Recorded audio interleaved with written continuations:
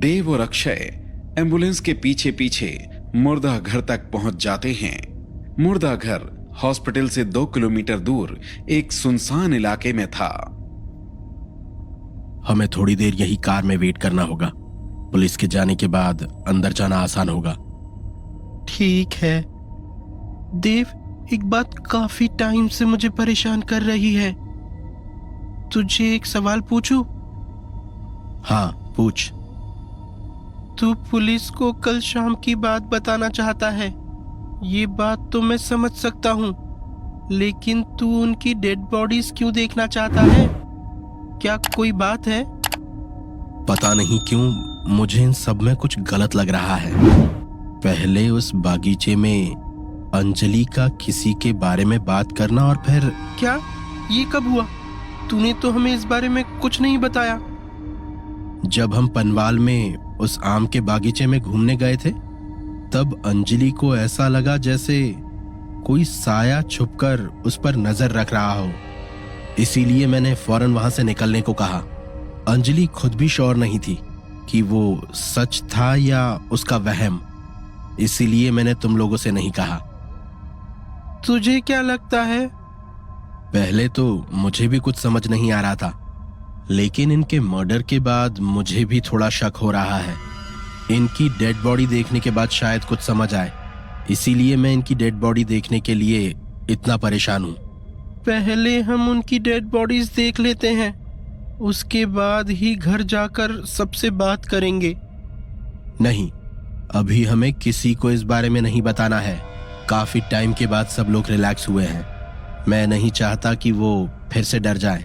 पहले हमें सारी बात पता करनी होगी, उसके बाद ही इस बारे में उन लोगों को बताएंगे। ठीक है। देव और अक्षय कार में बैठे बात कर ही रहे थे कि तभी 3 पुलिस वाले मुर्दा घर से बाहर निकलते हैं और अपनी कार में बैठकर वहां से निकल जाते हैं। चलो अक्षय, पुलिस जा चुकी है, चलकर उनकी बॉडीज देखते हैं। पुलिस के जाने के बाद देव और अक्षय मुर्दा घर के अंदर जाते हैं। मुर्दा घर के दरवाजे पर भी एक गार्ड बैठा हुआ था। तुम लोग यहाँ क्या कर रहे हो? हमें अंदर जाना है। इसे क्या तुम लोगों ने कोई पार्क समझ रखा है जो अंदर जाना है? ये मुर्दा घर है, यहाँ सिर्फ स्टाफ की एंट्री अलाउड है। अंकल, हमारा अंदर जाना बहुत जरूरी है। ठीक है, फिर इतना ही जरूरी है तो जाओ, मजिस्ट्रेट से परमिशन लेकर आओ, उसके बाद ही तुम लोग अंदर जा सकते हो। चल अक्षय, इससे बहस करने का कोई फायदा नहीं है। अंदर जाने का कोई और तरीका निकालते हैं। देव और अक्षय पीछे मुड़कर कुछ ही कदम आगे बढ़ते हैं। रुको। अब क्या हुआ? वैसे अंदर जाने का एक और तरीका है। क्या? अब मजिस्ट्रेट की जगह पीएम की परमिशन लेकर आए? तुम इधर आओ। गार्ड और अक्षय दीवार के पीछे जाते हैं। थोड़ी ही देर में गार्ड मुस्कुराते हुए आता है। तुम लोग अंदर जा सकते हो, लेकिन जल्दी करना। अगर कोई ऑफिसर आ गया तो हम सब के लिए मुसीबत हो जाएगी। और हाँ, कुछ चोरी मत करना। अब मुर्दा घर से क्या ही चोरी करेंगे अंकल?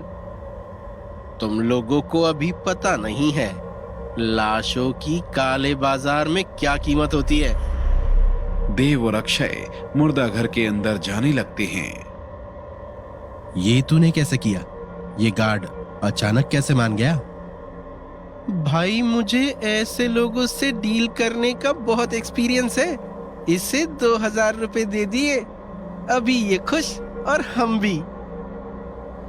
वहां चारों तरफ लाशें रखी हुई थीं। मुर्दा घर के उस कमरे में बर्फ जैसी ठंड थी। भाई, मुझे डर लग रहा है। मैंने पहले कभी इतनी सारी लाशें नहीं देखी है। अक्षय, तू चाहे तो जा सकता है, बाहर वेट कर, मैं थोड़ी देर में आता हूं। नहीं, उसकी जरूरत नहीं है। अपना मास्क पहन ले। दोनों अपने फेस मास्क पहन लेते हैं और वहां रखी लाशों को कवर उठाकर ढूंढने लगते हैं। देव, यहाँ आओ।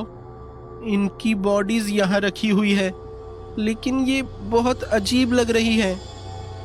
हाँ, सुबह शुभम ने जो न्यूज़ देखी थी उसमें भी लिखा था कि इनका मर्डर बहुत सस्पिशियस है।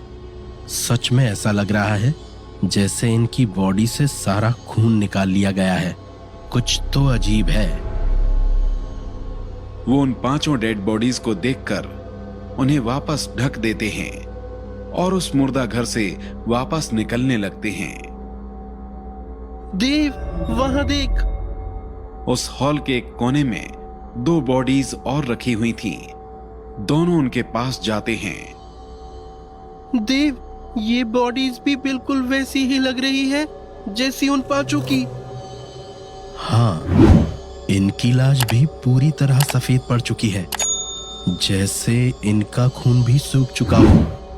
उस गार्ड को बुला, वही इनके बारे में बता पाएगा।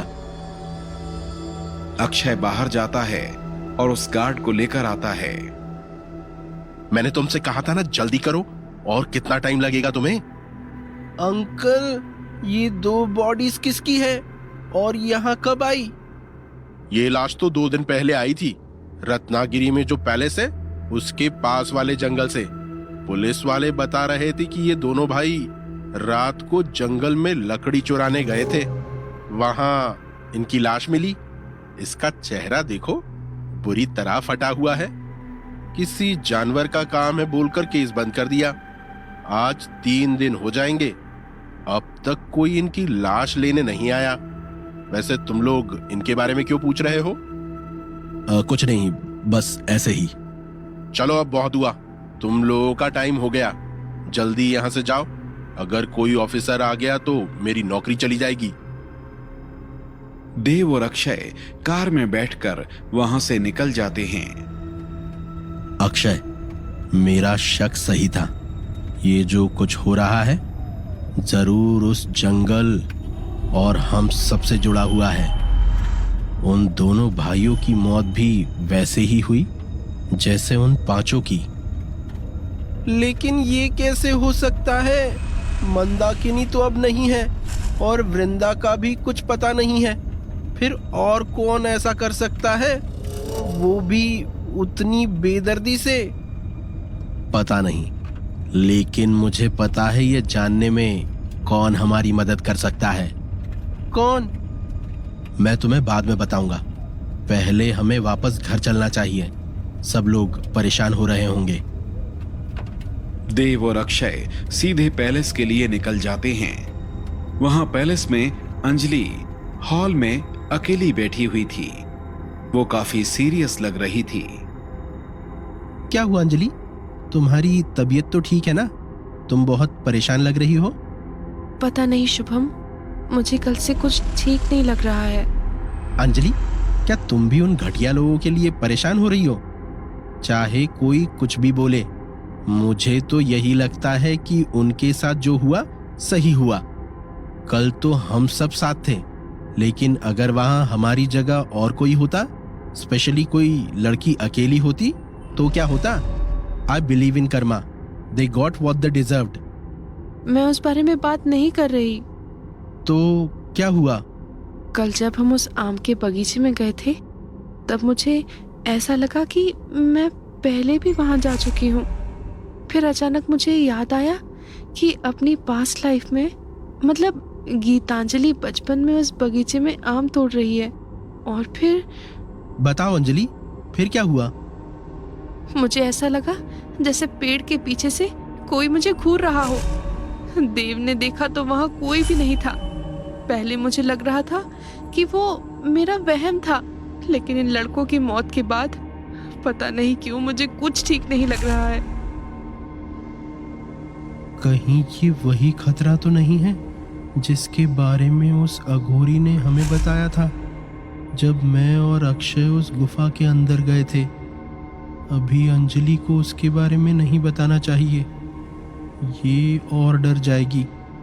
लेकिन अगर सच में उस अघोरी की बात सच है तो हमें अब और भी ज्यादा अलर्ट रहना होगा। हम सबकी जान को खतरा हो सकता है। क्या हुआ शुभम? अब तुम क्या सोच रहे हो? क्या तुम्हें भी लगता है ये मेरा वहम है? नहीं, ऐसा नहीं है। देव और अक्षय अब तक वापस नहीं आए हैं। शायद उनके आने के बाद कुछ पता चले। मैं ये सोच रहा हूं कि अगर देव पुलिस को बता देगा कि कल शाम उन पांचों से हमारी फाइट हुई थी, तो हमें प्रॉब्लम फेस ना करनी पड़े। हाँ, तुम्हारी बात भी सही है, लेकिन देव बिना सोचे कोई कदम नहीं उठाता। अगर वो पुलिस को बताएगा तो सब सोच समझ कर ही बताएगा। लेकिन वो लोग अब तक आए क्यों नहीं हैं? उन्हें गए हुए काफी टाइम हो चुका है। मैं भी उसे कॉल करती हूँ। तभी पैलेस का गेट खुलता है और देव की कार अंदर आती है।